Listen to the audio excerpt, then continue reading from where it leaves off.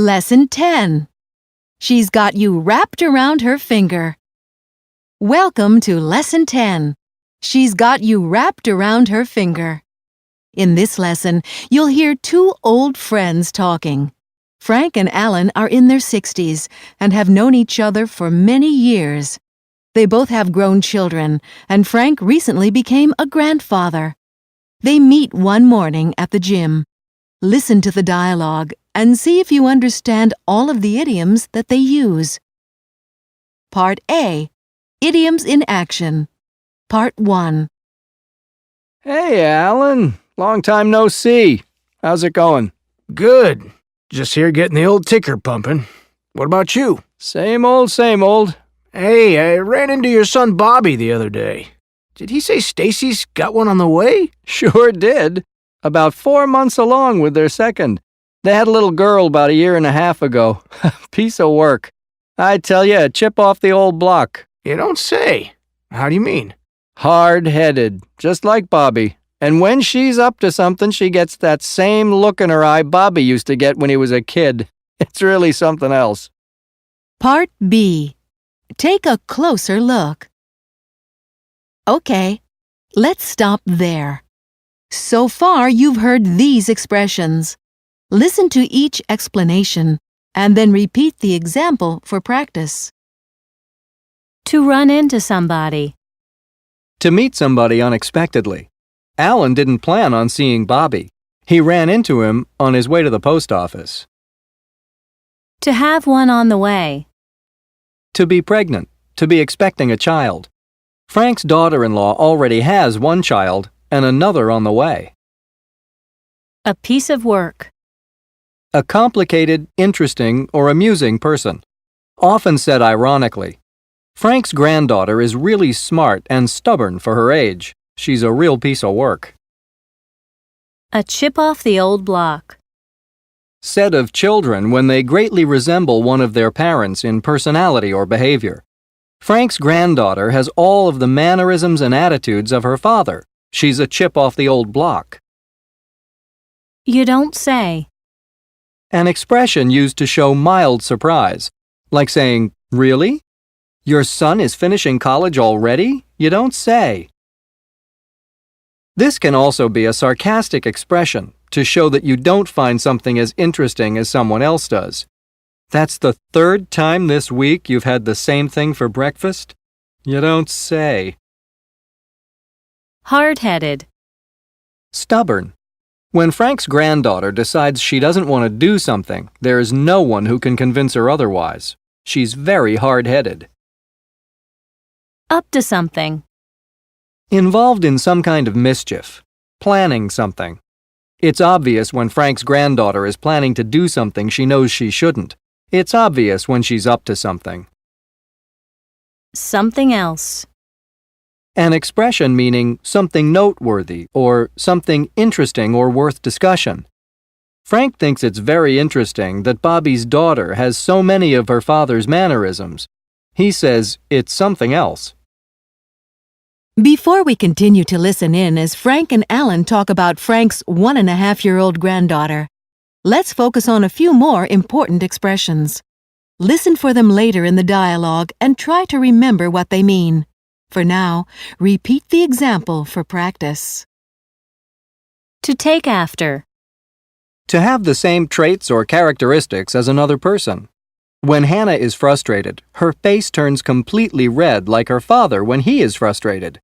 Hannah takes after her father in that way. To have a taste of one's own medicine.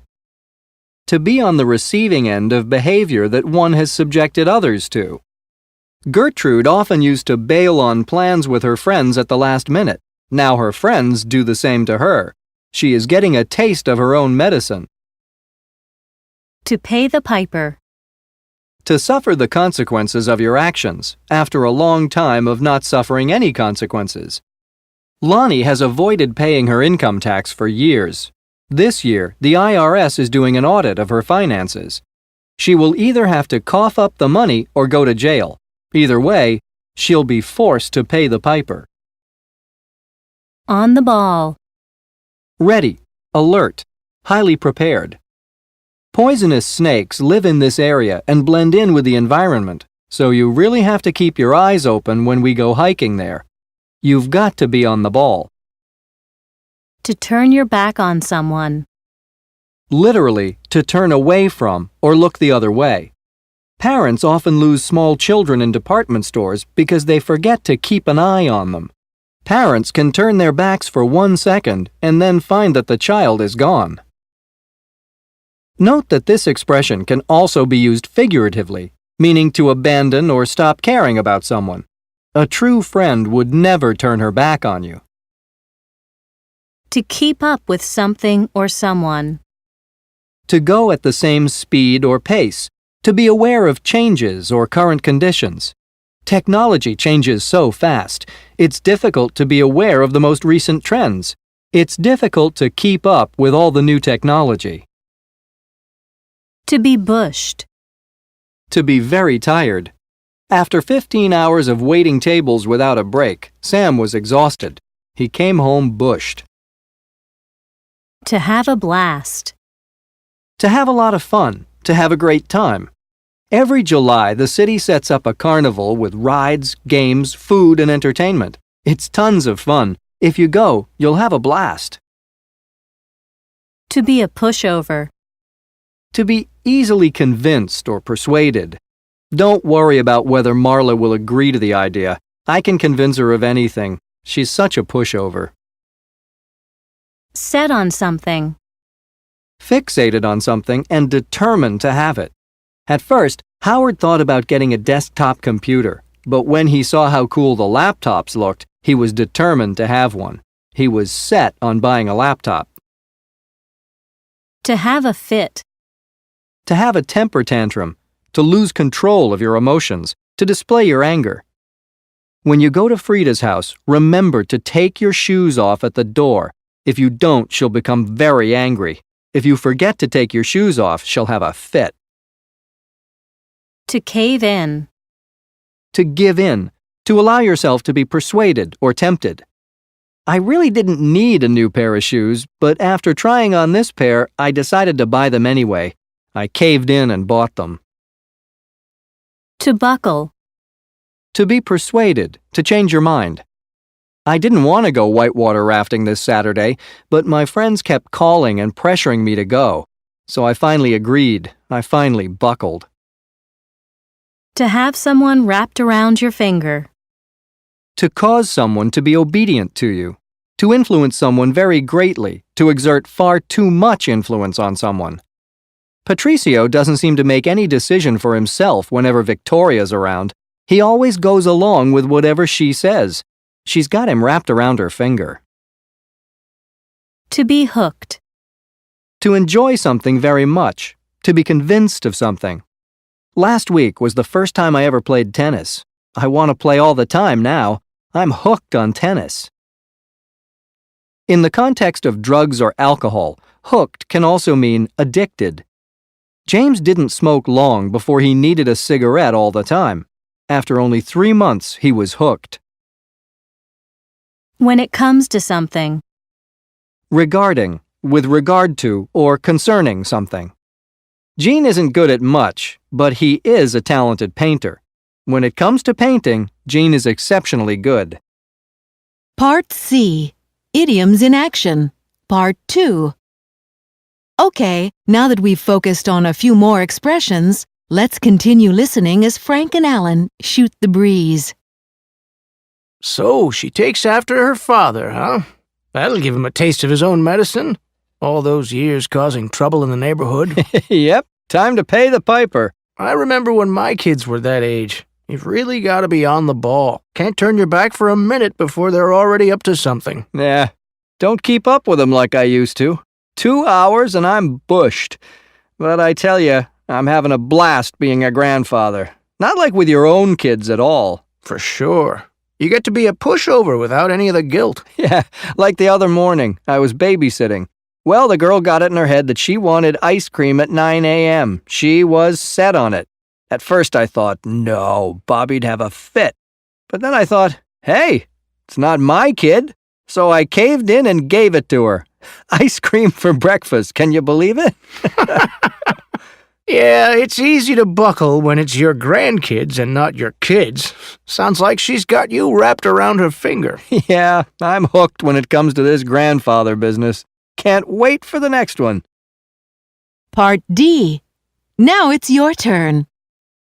Okay, are you ready to practice? Listen to the following situations and then answer the questions. Peter fell off his bike and hurt himself because he insisted on riding it down a flight of stairs. He can be so hard-headed. What does the speaker mean? That Peter is stubborn. The speaker probably warned him not to do it. While at the beach, Henrietta suddenly realized the tide had come in and washed away her shoes. That's what happens when you turn your back at high tide. What was Henrietta doing when the tide came in? She was looking the other way. She was not watching her things. Jules decided long ago that he wanted a couch instead of 2 love seats for his new living room, and he is still set on it. What does it mean that Jules is set on it? Jules hasn't changed his mind. He still wants a couch instead of 2 love seats for his living room. The first time Yolanda ever went fishing, she was hooked. What happened the first time Yolanda went fishing? She loved it and wanted to do it all the time. Travis is a performance artist. In his first exhibition, he glued tissues all over his body and stood like a statue for 4 hours. He's a real piece of work. What does the speaker say about Travis?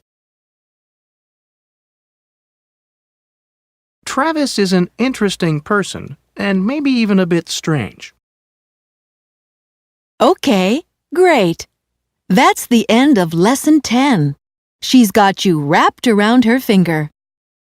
Go back and review if you'd like, or move on to the next lesson for more great idiomatic expressions.